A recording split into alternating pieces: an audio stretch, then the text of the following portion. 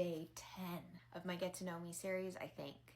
I lied, it's day 11. Good scratch, start over. So it's day 11 of the Get to Know Me in 30 Days series. I do know my topic. I forgot what day it is, but I do know my topic. The moment that everything changed. I've already talked about this a little bit in a previous video when I talked about what makes me me. I want to talk about something specific in that situation that changed everything for me. I just want to give a trigger warning that this does talk about infant loss and infertility.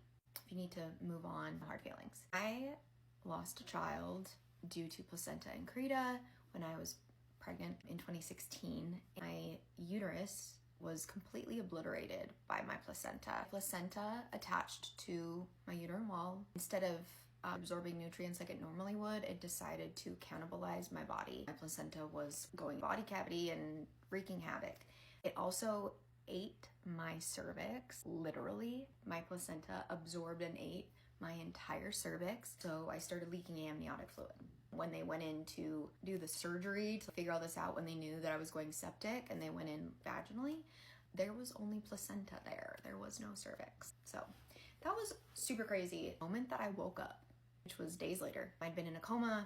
I was not really responsive. They didn't think I was gonna wake up. And if I did wake up, they didn't think I was gonna have a lot of brain activity. Jury's out on that still. When I did wake up, I was intubated for a couple days. That sucked.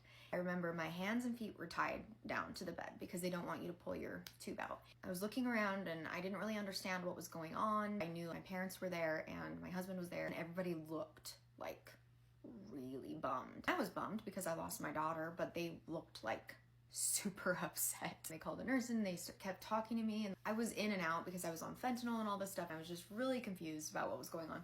I just kept thinking, why is everyone so upset? So then when they explained to me, like, hey, you almost died. Hey, this happened. I kept going like this. I was like, do you want to write something down? And I was just like, I want to write something down. Which again, I can't talk. I'm intubated. She handed me a pen and a pad of paper that they put right underneath me because again, my hands are tied down to my sides and my legs are tied down. I'm not moving very much. I just wrote down uterus with a question mark. When I found out that I was losing my baby, I just kept thinking, this is really gonna suck, but I can try again.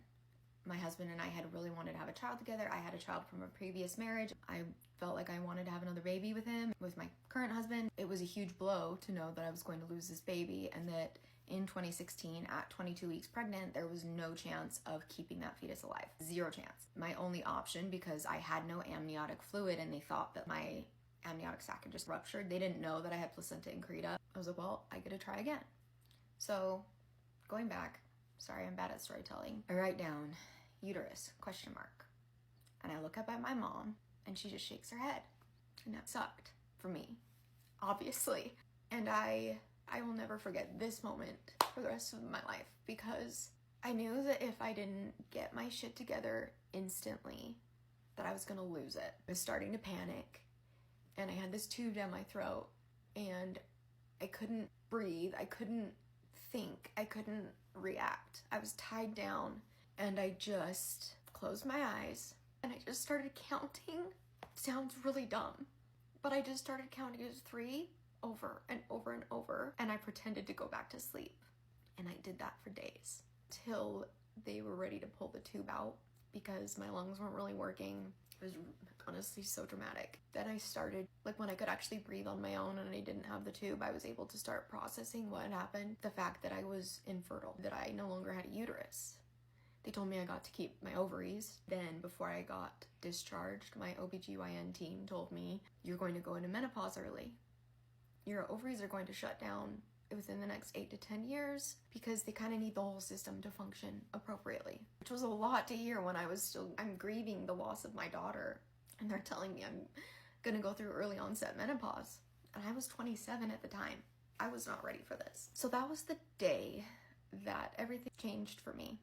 I had to go through a lot of therapy to figure out how I was going to identify with my body, how to feel like a woman, how to feel whole, because I felt like I wasn't a woman anymore. I felt like I wasn't enough.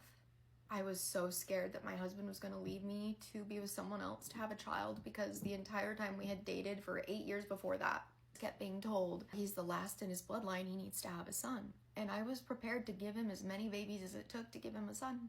And I obviously didn't give him any babies because I couldn't have any more. It took me almost 5 years to feel like a woman again. I know that might sound so crazy to people out there that haven't experienced infertility or trauma like this, but I completely lost my identity. 100%, I did not know who I was. I didn't know what the point was of being here anymore, even though obviously I'm already a mother. I had a 10-year-old son, a great life, but I just felt pointless. And I've never been more depressed. I've never had a harder time wanting to be around. The day that I made the conscious choice to keep living and to figure out who I was and where I could go from there, I figured out that what was in my body didn't make me who I was. It gave me empathy and respect for so many people that were in similar circumstances who couldn't figure out who they were inside their body. It forced me to very quickly be a better person and be more empathetic and be more understanding and be patient with myself and with other people, because I felt so lost, and I realized that so many other people feel lost in the same way that I did. So that was a heavy day 11.